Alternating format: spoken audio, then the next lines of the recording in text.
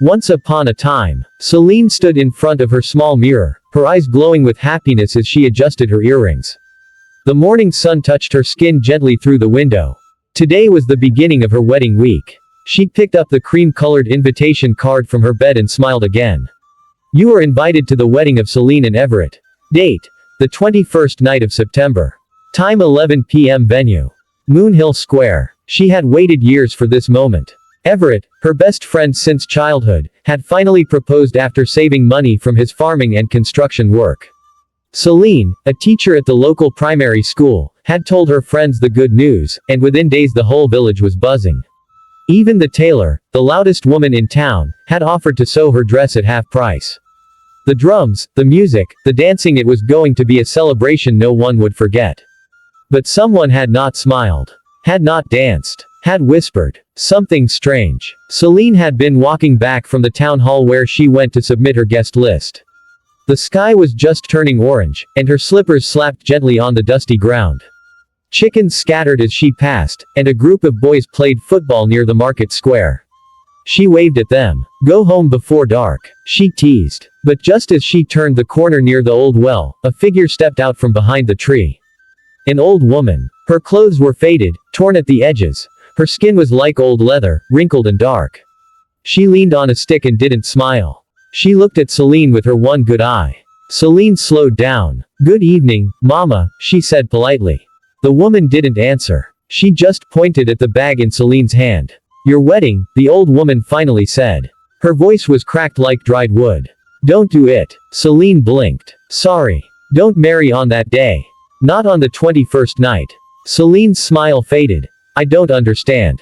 The woman moved closer. You've chosen the night of the forgotten festival. That's when the spirit bride walks again. She's looking for someone to take her place.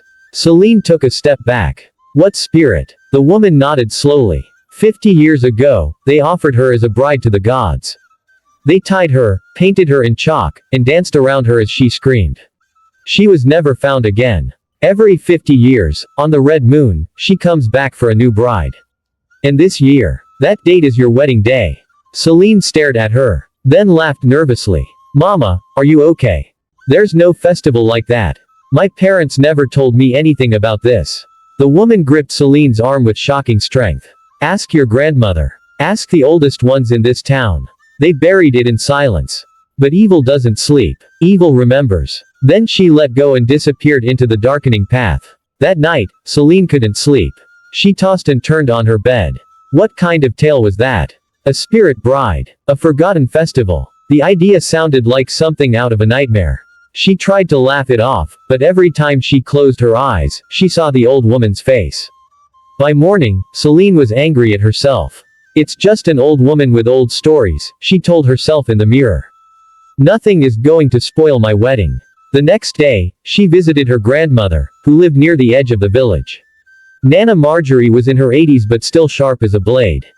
Over tea, Celine laughed and said, Nana, someone told me a strange story. Said there used to be a festival where a girl was sacrificed. Something about a bride of the spirits. Nana's cup stopped halfway to her lips. Who told you that? She asked. Celine shrugged. Just an old woman I met. I don't know her name. Nana set her cup down. My dear, she said. That was before my time. But yes. The story is real. Celine's smile faded. Wait, what? It was called the Night of Shadows. Nana's eyes grew distant. My own mother told me. Once every 50 years, a festival was held to cleanse the land. They would choose a girl, usually the prettiest, unmarried one, and offer her. People thought it brought wealth. The girl would disappear. No one asked questions. After the last one, a girl named Morella, the town stopped doing it. The rains didn't come for years. People started dying. They said the gods were angry. Celine's throat went dry. That girl, Morella, she died. No one ever found her, Nana whispered. Some say her spirit never left. Some say she returns every 50 years. I never believed it. Until now. Celine suddenly felt cold, even though the sun was high outside. But Nana.my wedding date is. Nana stood up and took her hand. Change it, Celine. Even if it's just a story. Even if it's just fear. Sometimes, fear saves lives. Everett had paid for the venue. The guests had been invited. The food had been prepared. And she didn't want to look like a fool. Nothing will happen, she told herself again and again. She dreamed she was standing in a forest. A long red veil covered her head. She looked down at her body and saw a wedding dress, but it was soaked in something dark. She tried to run, but her feet were tied. All around her, she heard drums and chanting. And just ahead, under a blood-red moon, a figure waited, wearing the same face as hers. "You are mine now," the figure said. "Forever." Celine woke up screaming. Celine didn't tell Everett about the dream. She didn't want to worry him. He was already under pressure, moving up and down the village trying to fix wedding chairs, pay the caterer, and organize the live band. So she kept it to herself. But as the days went by, the dream returned again and again. Each night, it got longer. She would find herself walking barefoot through a thick, dark forest. The air would smell of blood and wet leaves. Voices would whisper from the trees. And always, the ghostly bride in the red veil would appear. "You are the new bride, Celine. I waited 50 years for you." By the third night, Celine stopped sleeping. That Thursday afternoon, she found herself walking back to her grandmother's house, heart pounding. She couldn't shake the feeling anymore. This was no coincidence. As she arrived, Nana Marjorie was waiting outside with a cup of tea and a small, dusty wooden box in her lap. "I knew you'd come," Nana said. The old woman opened the box. Inside were faded photographs, old papers, a rusted necklace, and one thing that sent cold through Celine's spine. An old, torn invitation card. Just like hers. Nana handed it over. This belonged to Morella, the last bride. Celine held it with trembling fingers. The ink had faded, but she could still see the name. Morella Langford, bride of the festival. September years ago. Same name, same date, same town. Celine whispered, "Why didn't the town stop this festival properly?" Nana sipped her tea. "Because they were ashamed. And because some people didn't want it to end." "What do you mean?" Nana sighed. "There's a group of men. Old families. They called themselves the keepers of the tradition. They believe the spirit of Morella still holds power, and that giving her a new bride every years will bring blessings, money, rain, power." Celine's jaw dropped. "You mean, they still exist?" Nana nodded. "They work in secret now. You won't know them. Some are in church. Some are even on the wedding committee." Celine stood up. "So, this wedding is a trap." Nana touched her arm. "It could be. Or maybe it's just a cursed coincidence. But I'm begging you, my child, cancel it. Even if Everett doesn't understand. Save your life." That night, Celine called Everett. She told him everything. At first, he laughed. "Celine, I know you're scared, but come on. Ghosts. 50-year festivals. Babe, that's just some old woman's bedtime story. But what if it's true?" She asked, nearly in tears. "I love you," he said gently. "This wedding will be beautiful. Nothing will happen. I promise you." Celine hung up. She wanted to believe him. But deep inside, fear sat in her chest like a cold stone. The next day, strange things began to happen. The wedding cake fell inside the baker's shop for no reason. The tailor's sewing machine caught fire. The sound system for the reception stopped working, even though it was brand new. People laughed and said it was just bad luck. But Celine wasn't laughing anymore. She walked into her classroom that Friday morning and found all her students crying. She asked what happened. Little Blythe, the youngest girl in the class, stood up and whispered, "A woman in white stood outside the window last night. She called your name," she said. "Tell Celine to wear her red veil." Celine nearly fainted. Red veil. The children all nodded. She cried in her room, holding her Bible, shaking. "God, please. I don't want to die. I don't want to be a spirit's bride. Please help me." Meanwhile, deep in the shadows of Moonhill, the wedding venue, men gathered in silence. Dressed in black, wearing carved wooden masks, they sat around a fire in a hidden cave. One of them, the oldest, spoke. 50 years ago, we gave Morella. And she gave us rain, crops, long life. Now, she waits again. The new bride is ready. Her name is Celine. She must walk the path." Another man bowed. "The invitations are all delivered. The drummers are prepared. The spirit gate is open." The leader raised his hands. "Let the tradition continue." Unexpected happened. A stranger arrived in the village. Man. Holding only a small leather Bible and a staff. His name was Thorn. He said nothing at first, just watched. People assumed he was a visitor, maybe someone coming for the wedding. But he was not just any visitor. He was a dreamer. A prophet. A man sent by divine vision. He walked up to Celine's house while she was sweeping her compound. She looked up in surprise. "Can I help you, sir?" she asked politely. He looked at her with serious eyes. "You are Celine." She nodded. "I came for you," he said. "Last night I saw you in my dream.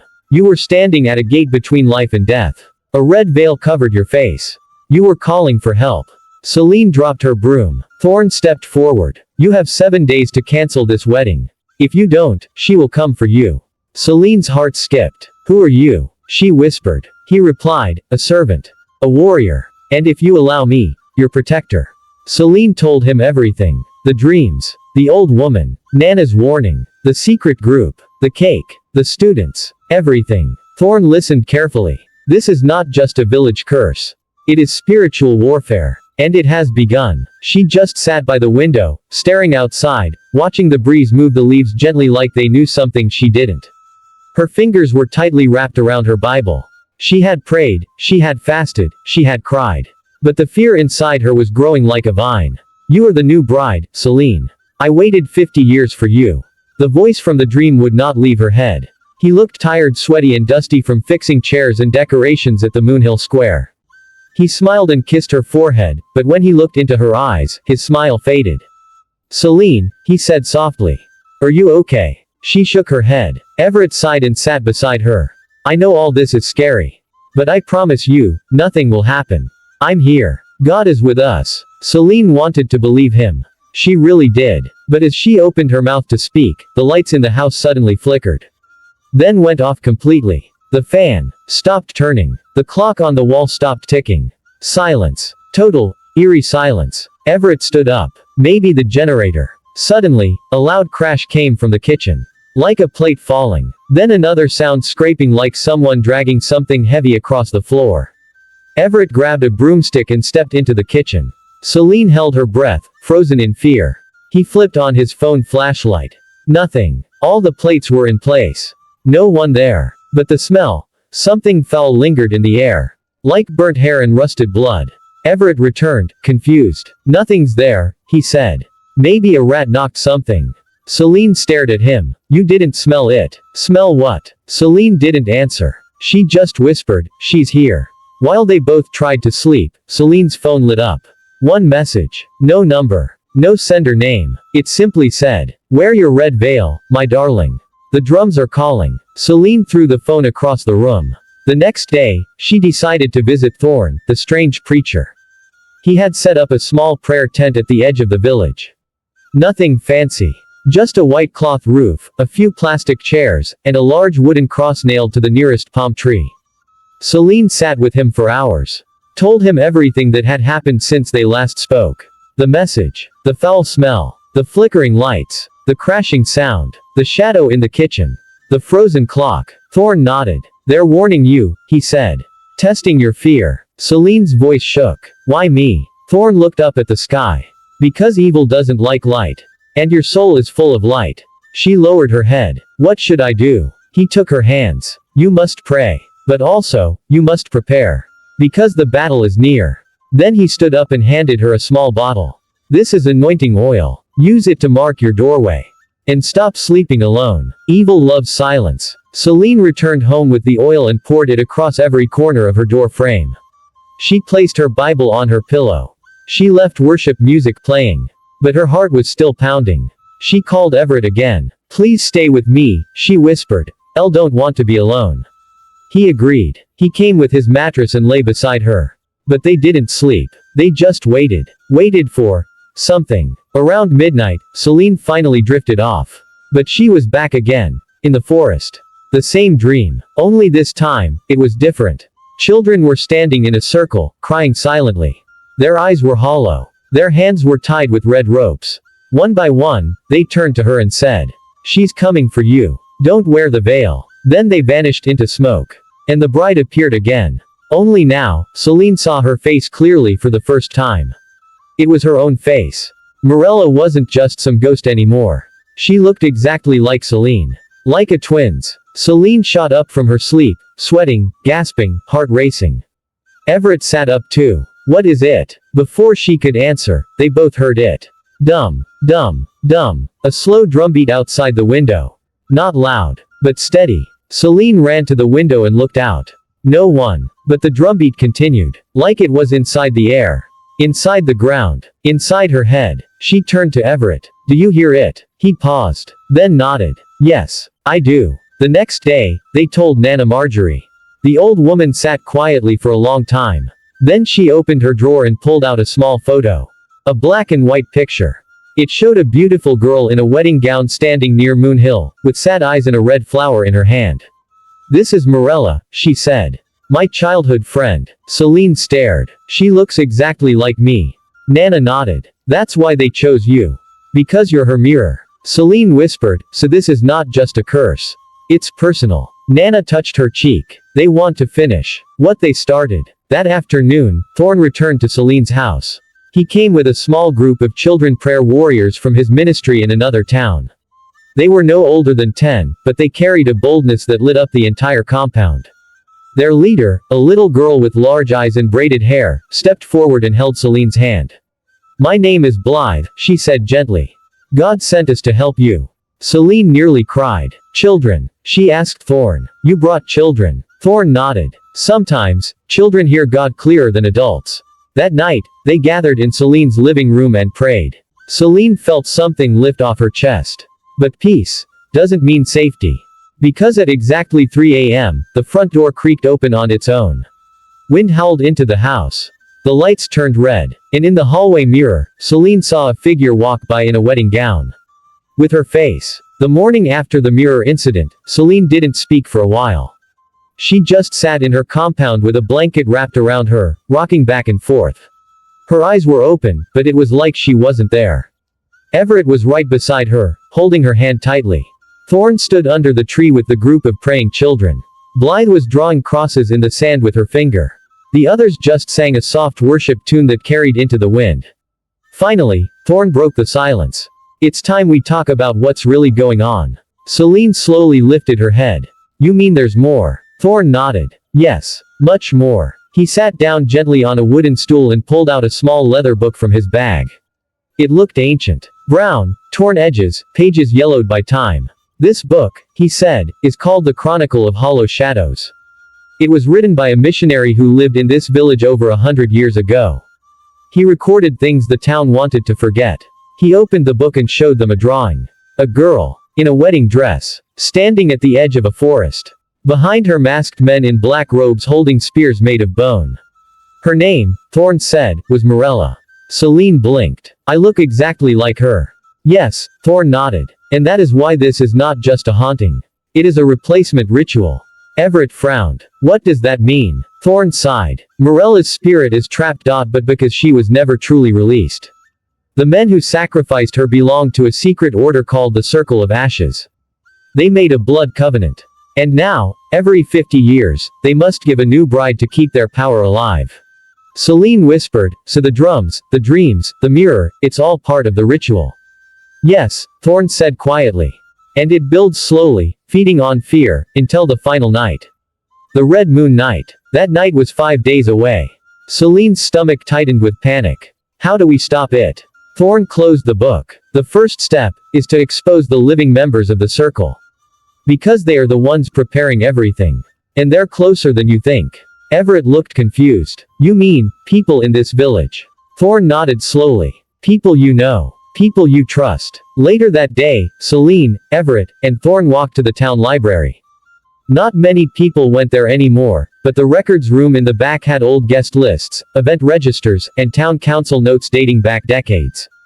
They searched for hours. Finally, Celine found something. An invitation list from a secret gathering in night of September.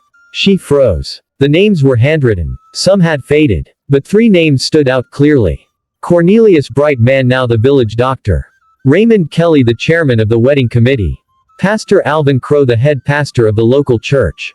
Celine's hands trembled. These men are still alive. Thorn took the paper from her gently.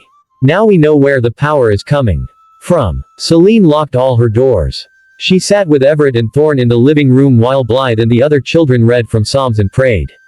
Around midnight, they heard it again. The drums. But this time, louder.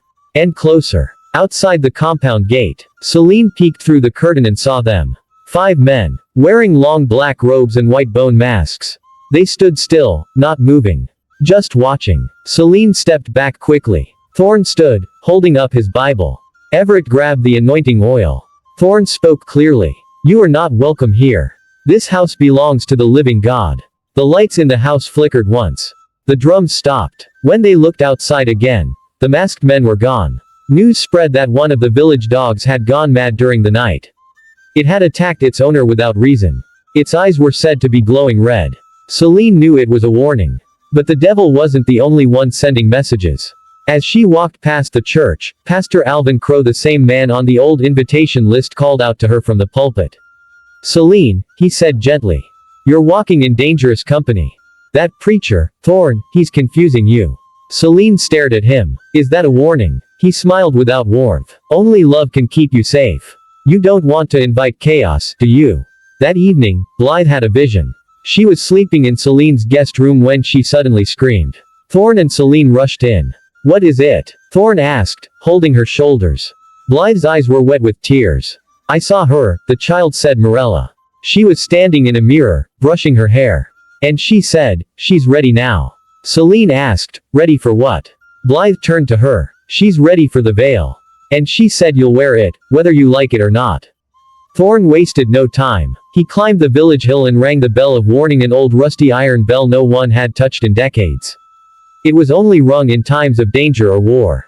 The whole town gathered. He stood on the platform and declared in a loud voice.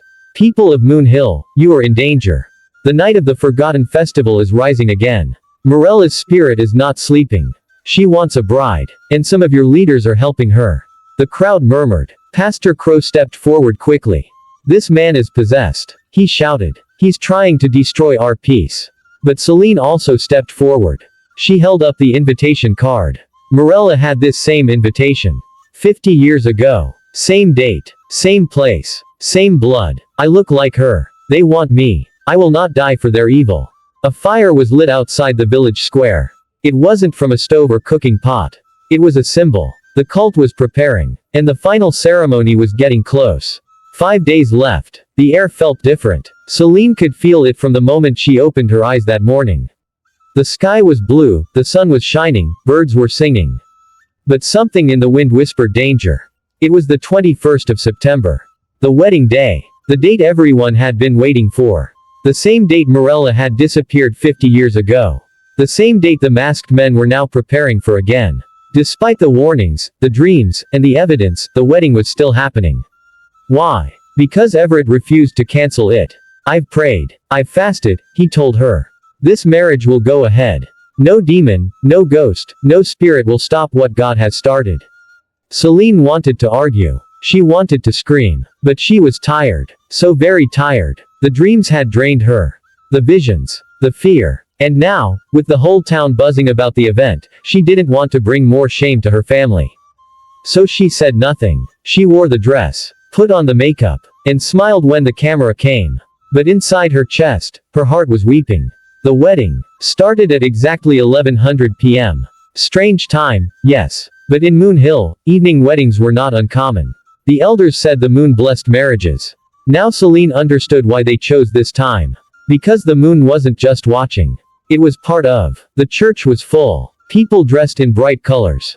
Drummers beating their talking drums. The flower girls danced. The bridesmaids looked stunning. Everyone smiled and laughed. But one thing felt wrong. Everett was missing. Celine asked around. Where is Everett? Someone said he went to the restroom. Someone else said he was praying outside. But then 10 minutes passed. Then 20. Then 30. No sign of him. Her heart sank. Then, the power went out. Total blackout. Drums stopped. People gasped. The room fell into silence. Celine stood alone at the altar, sweating, shaking, clutching her bouquet like a weapon. A faint red glow began to light up the room. From nowhere, like blood-colored fireflies. Then the front door of the church burst open. And in walked them, the masked dancers. Tall, silent, covered in black robes. Their bone-white masks glowing faintly under the red light. They didn't say a word. The crowd froze. Paralyzed. Some people tried to move but found they couldn't. Their feet were glued to the ground. Eyes wide open, mouths sealed, as if some invisible force had taken control. Only Celine could move. She screamed, but no sound came out. The drummers, under some strange trance, began to beat again. Dum, dum, dum. Like the heartbeat of the dead. The masked men walked up to her. One of them held out a red veil. Silk, shining, wet. It looked just like the one from her dream. He gently placed it over her head. Celine couldn't fight, couldn't move. The moment it touched her skin, she felt her knees buckle. She collapsed into their arms. The room faded into darkness. When she opened her eyes, she was no longer in the church. Was in the forest. The same one from her dreams. Only this time, it was real. The trees whispered her name. The earth was damp with something sticky. Shadows moved like people. She was still wearing her wedding dress, but it was torn and dirty. She was barefoot, tied at the wrists. In front of her stood an ancient shrine made of stone, bones, and ropes. And at the center of it all, Morella. She looked exactly like Celine. Same eyes, same nose, same lips, only her skin was pale. Her eyes glowed. Her dress was dripping with something red. You've come, Morella said, smiling. I didn't want to, Celine whispered, her voice weak. I waited 50 years, Morella continued. They tied me here, sang songs while I cried, danced while I begged, but no one came for me. Celine shook her head. It wasn't your fault. Morella stepped closer. Now, it's your turn. You'll stay. I'll go. You wear the red veil. I wear the white one. No. Celine shouted, suddenly finding her voice. I won't take your place. Morella's smile vanished. The ground began to shake. The shrine lit up with fire. And from behind the trees, the masked cult members appeared, still dancing, still chanting. Back in the village, Thorn woke up with a jolt. He had been praying with Blythe and the children when he suddenly saw a vision. A red veil. A forest shrine. Celine's face screaming in silence.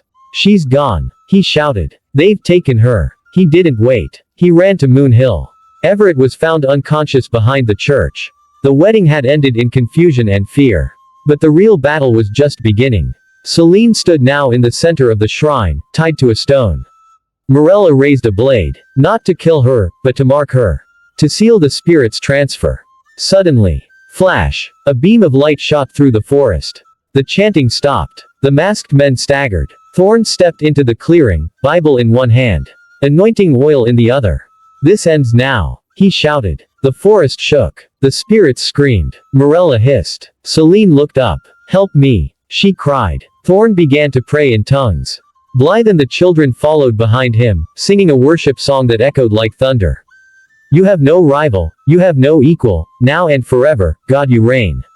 The ropes on Celine's hands burned off. She fell to the ground, gasping for breath. Morella screamed, clutching her head. No, this is my place. I was promised. Thorn pointed his Bible at her. You were used, lied to. But your time here is over. I just wanted someone to help me, she whispered. Then slowly, she faded. Like smoke into the stars. The masked men dropped to the ground. Lifeless. The forest returned to silence. And Celine was free. And so, the story of the spirit bride came to an end. Not with death, not with darkness, but with light, healing, and truth. Celine was never chosen to die. She was chosen to fight. Chosen to stand. Chosen to break a curse that held her village for 50 long years. And in doing so, she gave peace to a forgotten soul. She gave freedom to a fearful people. And she reminded us all that silence feeds evil but truth sets us free. Now, I want to ask you. Have you ever faced a battle nobody understood? Have you ever felt like Celine, trapped, afraid, or called to fight something bigger than you? You are not alone. There is power in your voice. Power in your story. And most of all, power in the light. Thank you for watching. If you enjoyed this story, please like this video. Subscribe to the channel for more deep, powerful African tales. Share with someone who loves stories with meaning. And drop a comment. Light will always win. God bless you all. Bye.